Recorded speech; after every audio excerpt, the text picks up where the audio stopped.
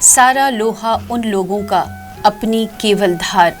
नमस्कार, आज हम बात करेंगे नाट्य जगत की एक महान हस्ती की, जो आकर्षक व्यक्तित्व के धनी थे।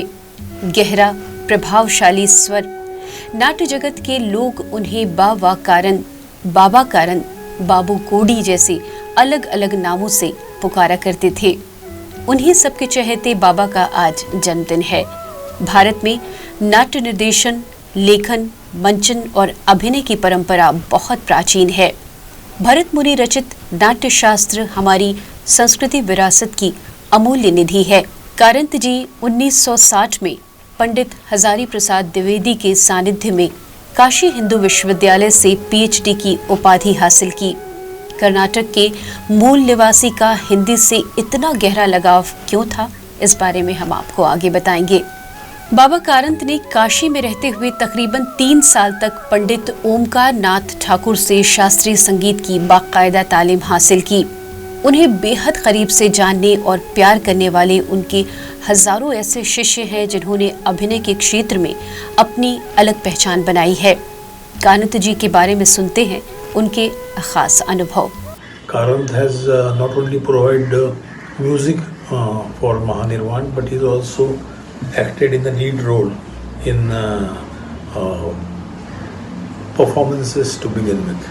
वरिष्ठ रंगकर्मी जिनके नाट्य शैली से भारत के नाट्य विधा को जाना जाता है, उसमें से एक हैं हमारे बाबा कारंत। उनके जन्मदिन पर बहुत बहुत मैं नमन करता हूँ, शत शत प्रणाम करता हूँ। 1962 में नई दिल्ली के राष्ट्रीय नाट्य विद्यालय से नाट्य कला में आपने डिप्लोमा किया। एक खामोश मिजाज व्यक्तित्व के धनी थे कारंत जी। काशी हिंदी विश्वविद्यालय को हिंदी का गढ़ माना जाता है और उस गढ़ से लगाव रखने वाले कारंत जी की हिंदी बेहतर तो होनी ही थी, क्योंकि उन्होंने बड़ी ही शिद्दत के साथ हिंदी से अपना आत्मीय संबंध जोड़ रखा था। बनारस के घाट पर अकेले चहलकदमी करते हुए न जाने क्या कुछ बुन लिया करते थे। हिंदी साहित्य के सबसे बड़े नाटककार हजारी प्रसाद द्विवेदी के नाटक का मंचन किया और अद्भुत प्रस्तुति की, और तब टूटी लोगों की धारणा कि हजारी प्रसाद द्विवेदी के नाटकों का मंचन करना असंभव नहीं है। संगीत का गहरा बोध रखने वाले कारंत जी बेहद कल्पनाशील और महान संगीत सर्जक थे। कारंत जी ने नाट्य और फिल्म जगत के लिए इतना अधिक काम किया है, जिसका ब्यौरा इस छोटे से कार्यक्रम में दे पाना तकरीबन नामुमकिन है। बावजूद इसके कारंत जी के बेहद लोकप्रिय और चर्चित नाटकों का जिक्र हम यहाँ जरूर करेंगे। ये चर्चित नाम है राष्ट्रीय फिल्म पुरस्कार से सम्मानित वंश वृक्ष, लंदन फिल्म महोत्सव में प्रदर्शित फिल्म चोमन डोडी, इसके अलावा स्कंदगुप्त, चरणदास चोर, धर्मवीर भारती, हाय वदन जैसे अनगिनत लाजवाब नाटक हैं जो इतिहास के पन्ने में दर्ज हो चुके हैं। इन नाटकों में उनकी बंदिशों की जादूगरी देखते ही बनती है। आइए सुनते हैं क्या कहते हैं शिष्य अपने प्रिय और श्रद्धेय नाट्य गुरु के बारे में। मेरी जिंदगी में बाबा का बहुत ज्यादा कंट्रीब्यूशन है। नेशनल स्कूल ऑफ ड्रामा में आने से पहले भी मैंने उनके साथ नाटक किया था, जिसमें उन्होंने संगीत किया था। उसके बाद नेशनल स्कूल ऑफ ड्रामा में जब मैं आया था तो बाबा ने एक नाटक डायरेक्ट किया था जिसका नाम था अविमारक। मेरी जिंदगी का राष्ट्रीय नाट्य विद्यालय नई दिल्ली के अंदर पहला नाटक, और उस पहले नाटक में मुझे अविमारक का रोल मिला था, लीड रोल। और तब से आज तक बाबा के आशीर्वाद से, ऊपर वाले की दया से लीड रोल ही करता आ रहा हूं। कभी पीछे मुड़कर देखने का मौका नहीं मिला। तो बाबा को इस अवसर पर बहुत बहुत नमन याद करता हूं।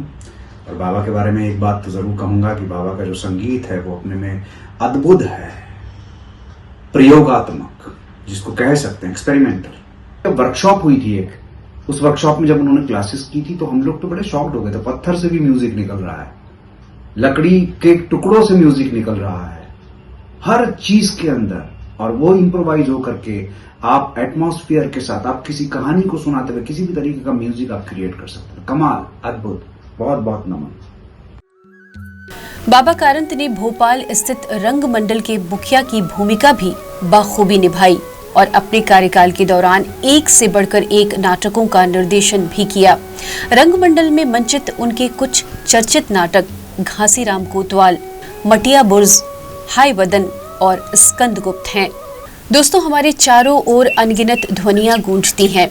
इनमें पंछियों का कलरव, हवा की सरसराहट, झरनों का नीनाद और नदियों का कलरव स्वर शामिल है। कायनात की इन्हीं ध्वनियों के संसार से बाबा कारंत अपना संगीत सृजन करते थे। उनके वाद्य थे नारियल का खोल, पुराना दरवाजा, खाली घड़ा। वो पत्थरों से संगीत उत्पन्न किया करते थे जो आम इंसान की सोच से परे था। ध्वनि एवं प्रकाश आधारित अनेक प्रतिष्ठित कार्यक्रमों हेतु कारंत जी संगीत निर्देशन किए और तकरीबन 26 फिल्मों के लिए संगीत सृजन का काम भी किया। उनके अनेक शिष्य फिल्मों और कला के क्षेत्र में काम कर रहे हैं। सुनते हैं उनके एक ऐसे ही शिष्य का उद्गार। हमें ऐसा महसूस होता है कि वो आज भी हमारे बीच में है, उनका काम अभी भी जिंदा है। उन्होंने इतने एक्टर्स को इतनी इंस्टीट्यूशंस में जाकर के काम किया, इतनी रंग संस्थाओं में उन्होंने जाकर के प्लेस किए, लोगों को सिखाया, शिक्षा दीक्षा दी कि आज कहीं भी उनके नाम को के खो जाने की या उनके नाम के कम हो जाने की हमें ज़रा भी चिंता नहीं है।